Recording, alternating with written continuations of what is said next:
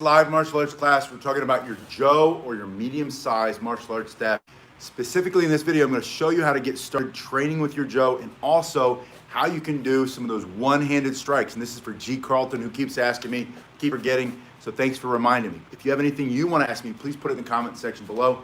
Start with a Joe in one hand, and if you look at the staff, you have the staff that's not as long as that bow. So it's not above your head.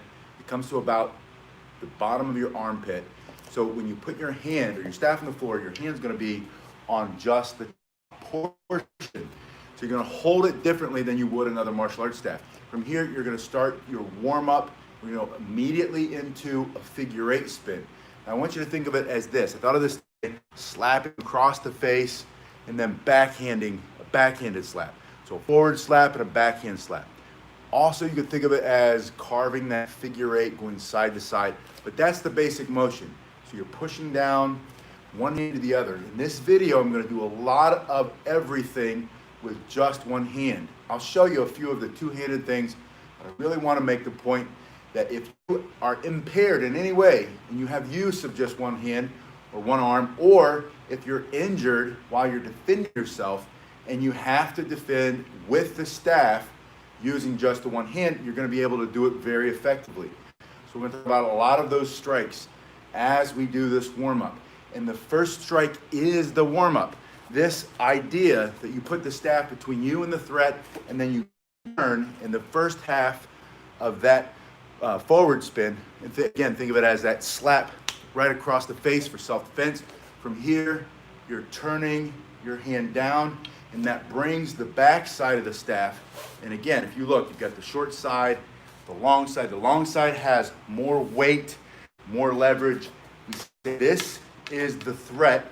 My hand turning down in that forward part, or the first half of that spin, brings it right into my opponent.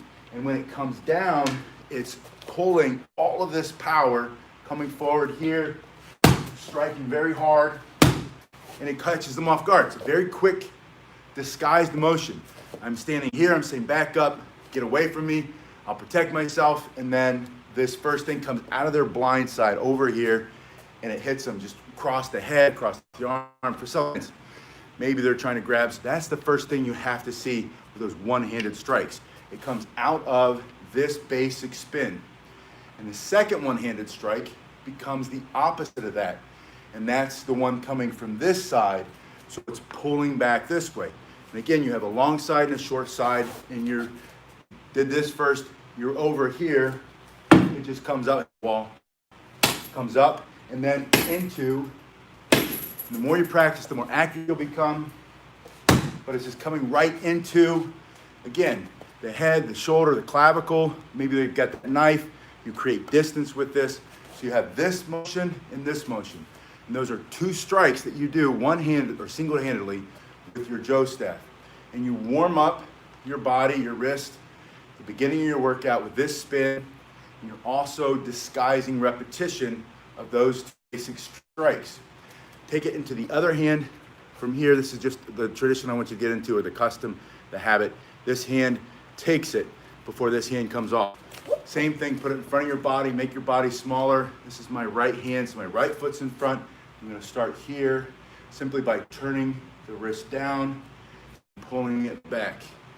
I'm going to warm up this side of the body for 30 seconds with this spin. If you have a target, practice that strike, this inside strike, outside, inside.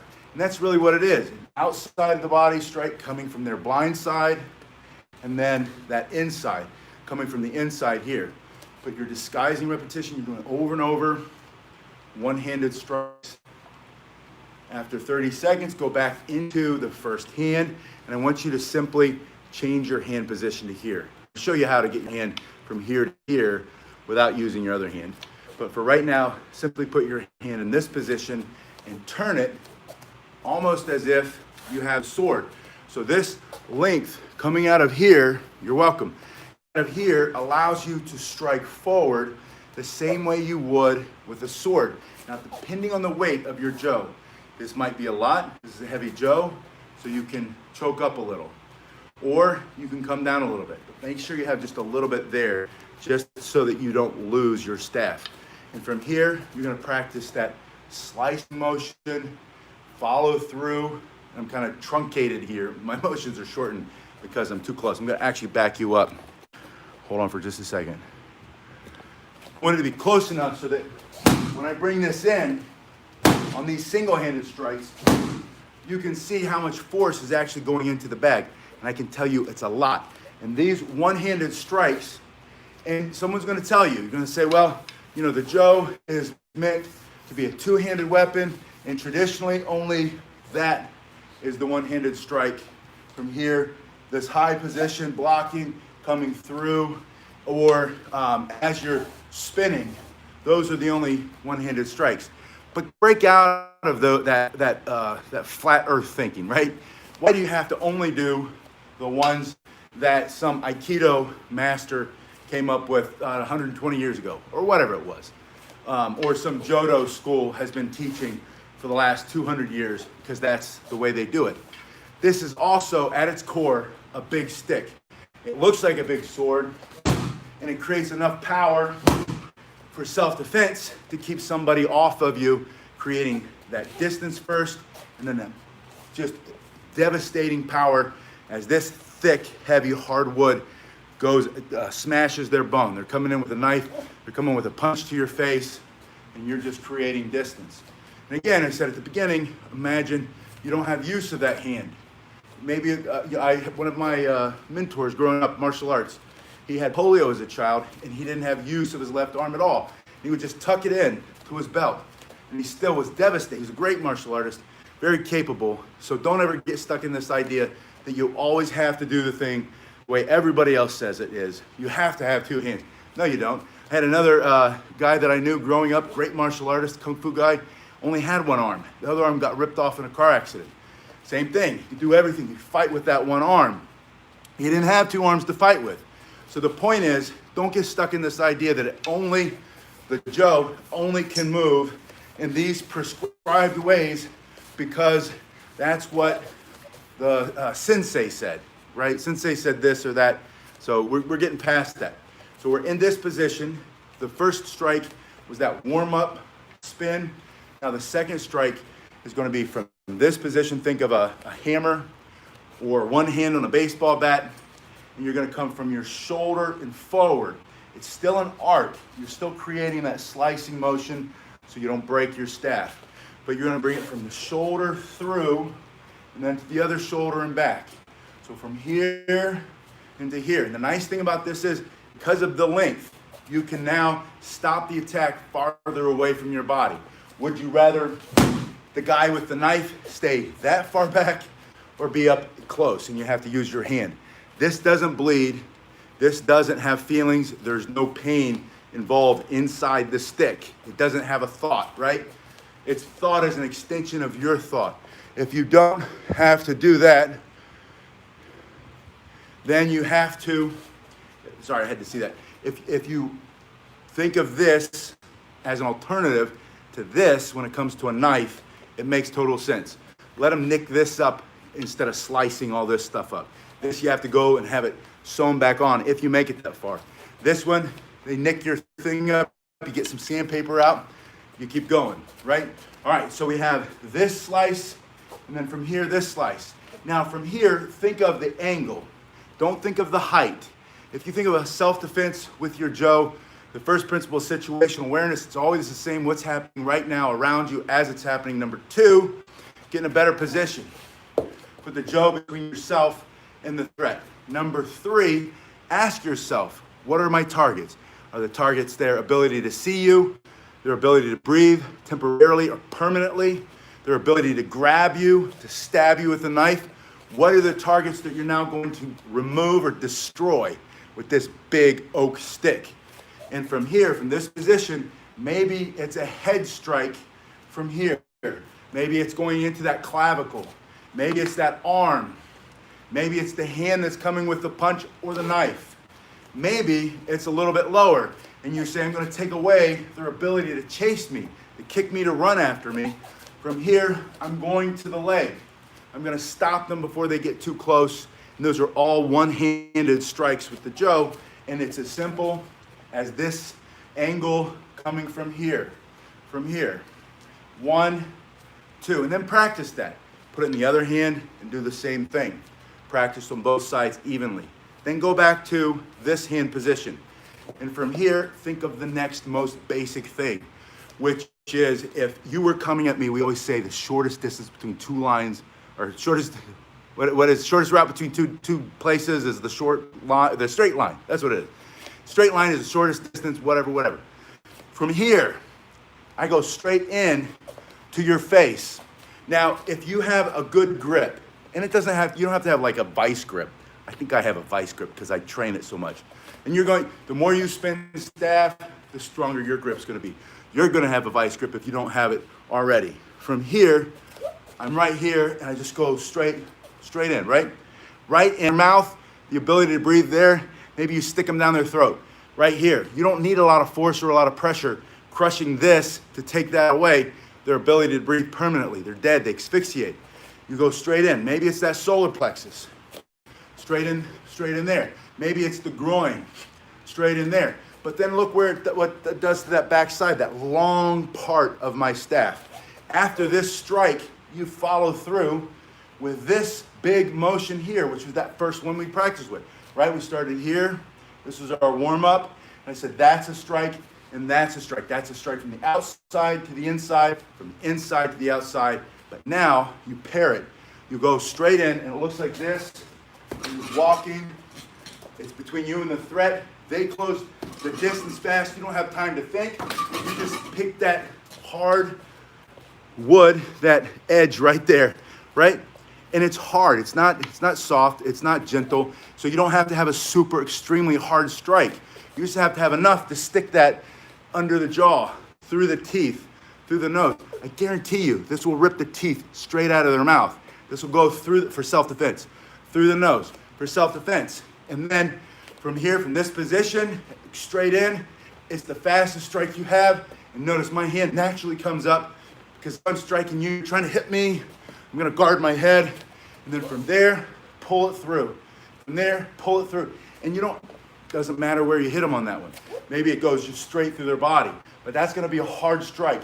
And then you bring it back the other way, which you already know how to do. So these are all one-handed strikes using your Joe staff. They're not necessarily the fun, fancy things that we've done in the past, the blocks, that pushing strike, that driving down strike, the changing hand position. You're gonna learn all that. That's great, but what happens when you don't have use that other arm?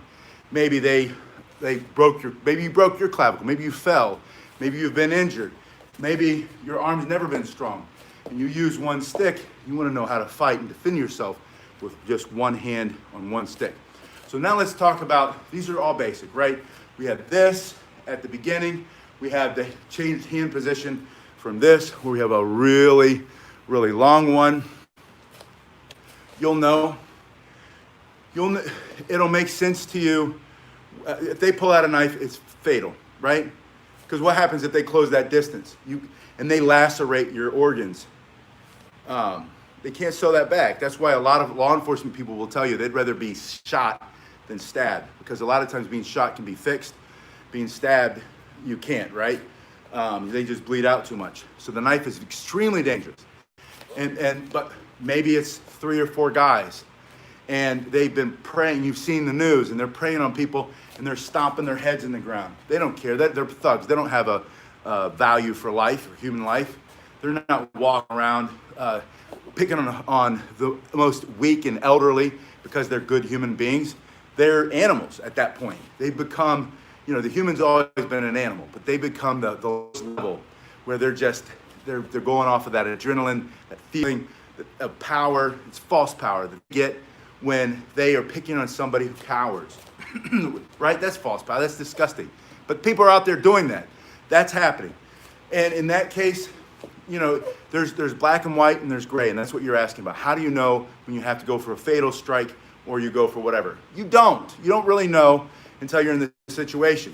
But what I want you to understand is that you have the principles of self-defense that are going to back you up. What are you going to remove or destroy? Eyesight, breathing, temporarily, permanently. Maybe their neck isn't isn't available. Maybe it's their eye, you have to go for the eyes. And then later, the neck. But maybe if you hit them there and they fell to the ground and you're out of there, you don't have to take the next action. But when it comes down to you, your safety, your right to live, and a thug, punk, lowest animal, their right to live, and they're out there in groups of 4 or 5, and then there's one videotaping it, you know, live streaming on Facebook or whatever, it's not going to be so hard for you to understand. You're going to feel their intent. It's almost instinctive. It's like they say you can smell fear. You can also, because of pheromones, you can also smell guilt. You can also smell that murderous intent, and you're going to smell it, and you're going to know it, and you're going to defend yourself. But don't overthink it. Don't think about it too much. Just practice the technique so that you're prepared and you don't have to panic. That you walk in a way that you don't look like a victim, that you don't look like you're one of those people, hello Marius, that is going to be taken advantage of, that because that's who they're going after most of the time, right? They're looking for the one that's going to go like this, not the one that's going to walk confidently down the street with their Joe staff, even if they only have use of one arm. So let's talk about how we go from this position where I can strike straight in here. There's also, you can bring it around at this angle, you can bring it up into the ribs at an angle, and then you follow through with that strike. But let's talk about how you go from this hand position to this hand position, and without the use of the other hand. So we're going to talk about this spin. When we come to the outside of the body, and it goes up, the length goes to the sky, I'm going to pull these 3 fingers behind. So they just slide behind the staff, and then I allow it to continue to spin. I'll just turn my hand so you can see, and I'm going to pop the thumb out of the way, just enough to grab it, and then I pull that first finger into that position, and now I'm here. And I know that went kind of fast, I'm going to show you slowly. So we'll go back to here, into this position. I'm coming across the body when this goes to the sky. From here, down, up, inside of the body. Right hand, right foot's forward. I come down and I go up. The first half of that figure 8. I pull those 3 fingers behind the stick. I continue the spin. It would now go on the outside of the body. And when that happens, I open my hand and my thumb goes from the inside to the outside. See how I'm just grabbing it? And then I continue to turn until it goes up to the sky again. Pull this first finger back behind it. And now I'm right here. So from here, I go over, I bring it straight up, and turn my hand, pull that finger over, and now I'm in this position, right? This position, that's that second strike, where I say you can strike here, you can strike here, you can go to the knee, you can go down, you can even go straight in from here, pushing a thrusting strike with one hand.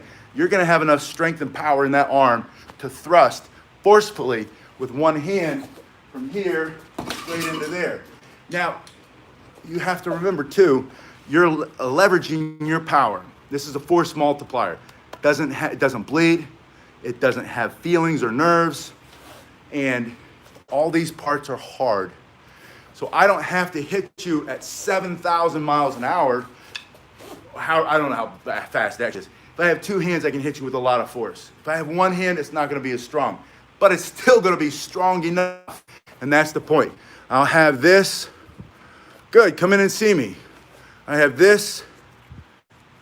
You live next to your dojo or my dojo? Hopefully it's next to mine. And you can come in, we can work out. This part here, nice and hard. And if you're Korean, we'll call it a dochang. We'll go in straight, right? Hakyo, like that. This part here, coming right into stomach, comes in. Yes, that color system, excellent. That's excellent. Thank you for that. When you first said it, the color system, it kind of went above my head, but once you explained it, now I understand the reference. And you're absolutely right. That's a perfect color system to use. I have this here. I turn it, come through, there's that strike, and then as I bring it up, the length is facing the sky. Right about here, I pop. That's a heavy step. When I hit myself, this one hurts, by the way. And I'm gonna hit myself. You're gonna hit yourself. Don't try not to hit yourself. Just keep going. You'll hit yourself less and less as you get good. Continue to go around. Grab it with the thumb, pull the first finger back. Now you're in this grip.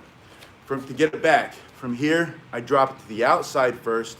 The same thing, I just go in the reverse. The three fingers come out of the way, the thumb and the first finger have it. As I come across the body, I drop. Oh, wait a minute, I'm going back the other way, right?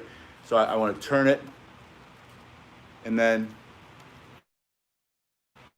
thumb, first finger, thumb, first finger, and then back here. All right, so that's some basics, real basic stuff. I want you to do this a lot, all the time, every day with your Joe. Practice this, practice being in a better position.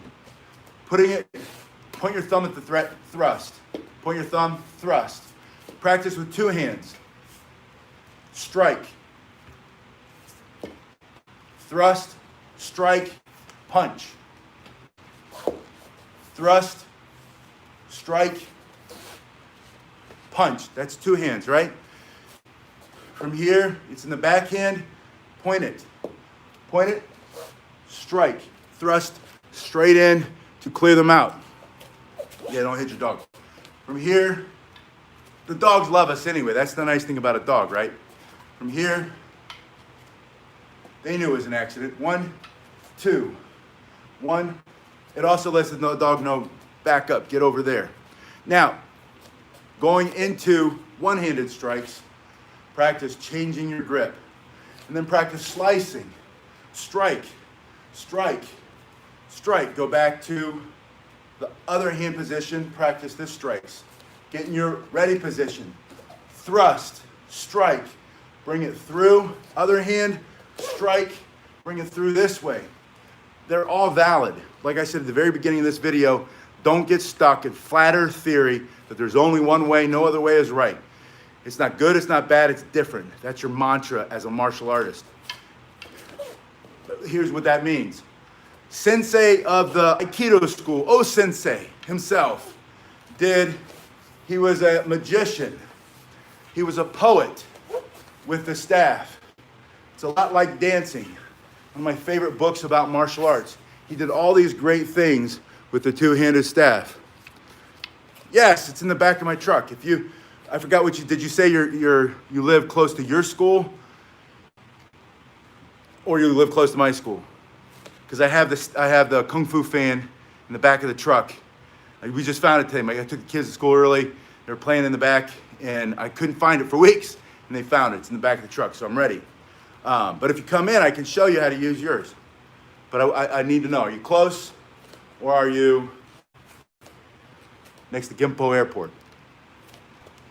That's where I went to the school there for martial arts. When I would go to Korea, the school was there right next to the airport. You see the big planes come in.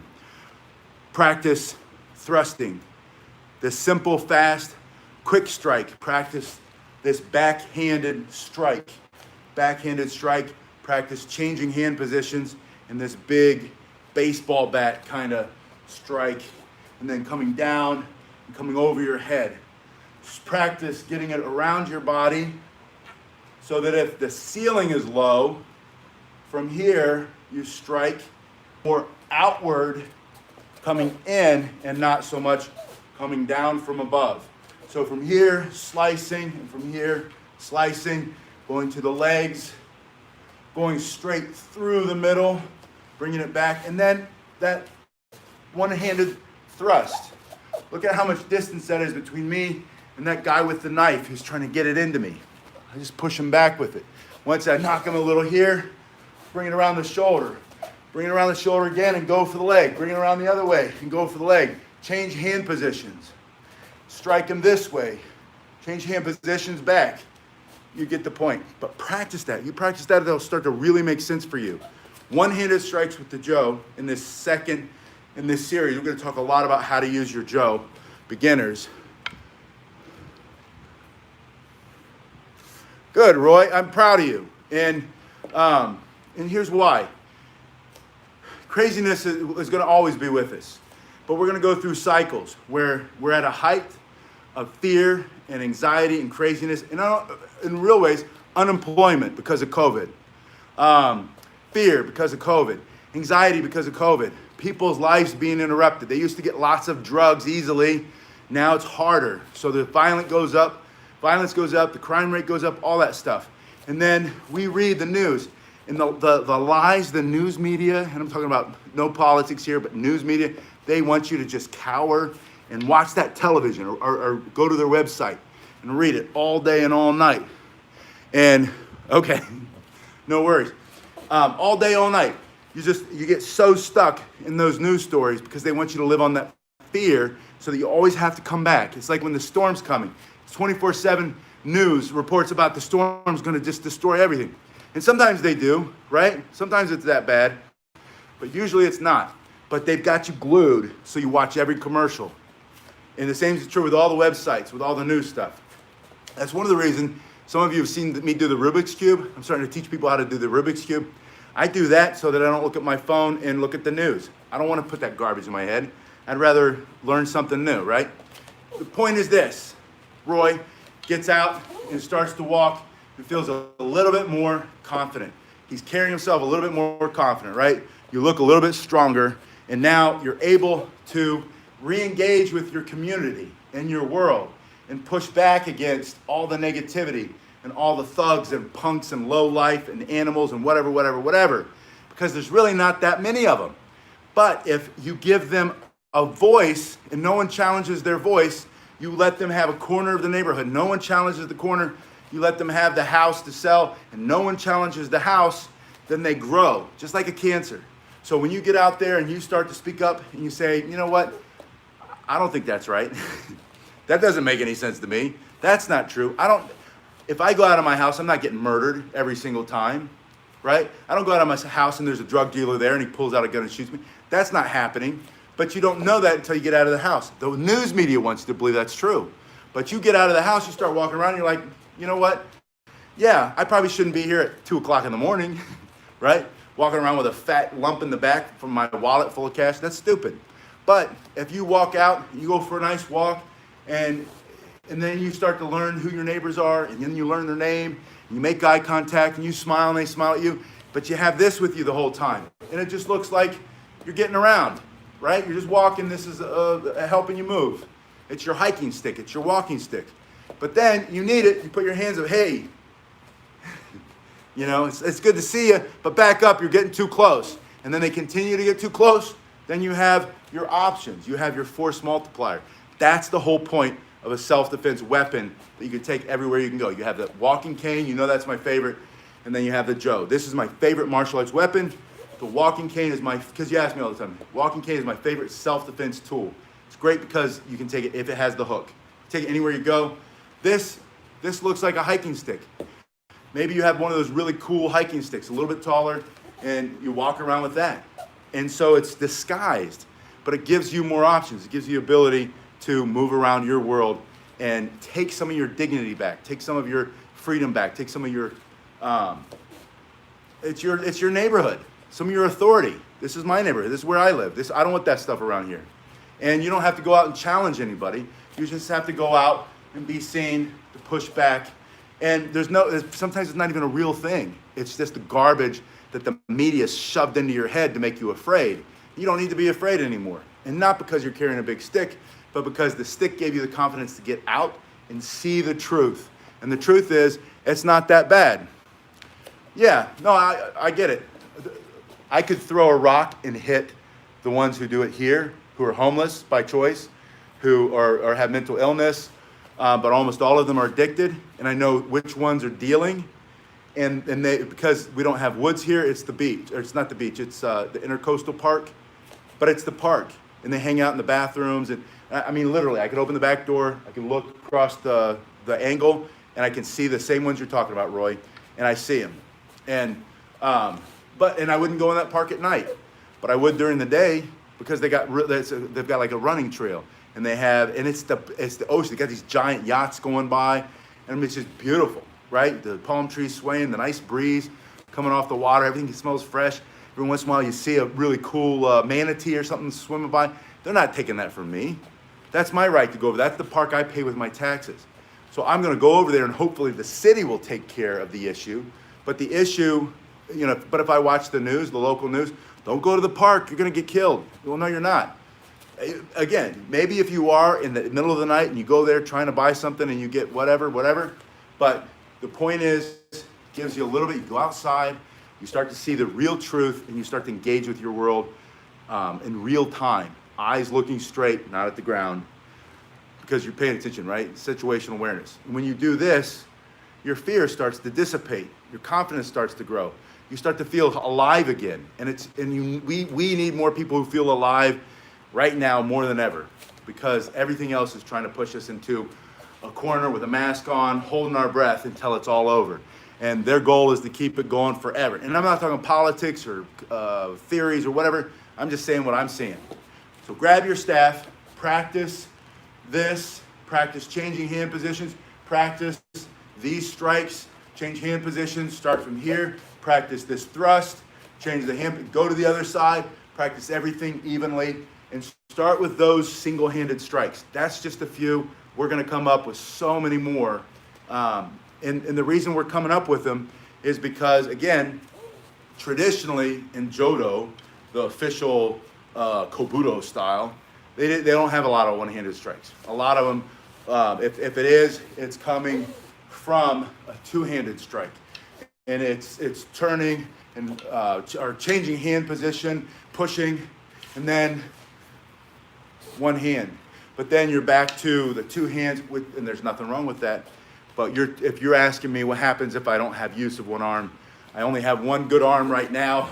So what can I do to still get outside and walk around and not feel like a victim all the time?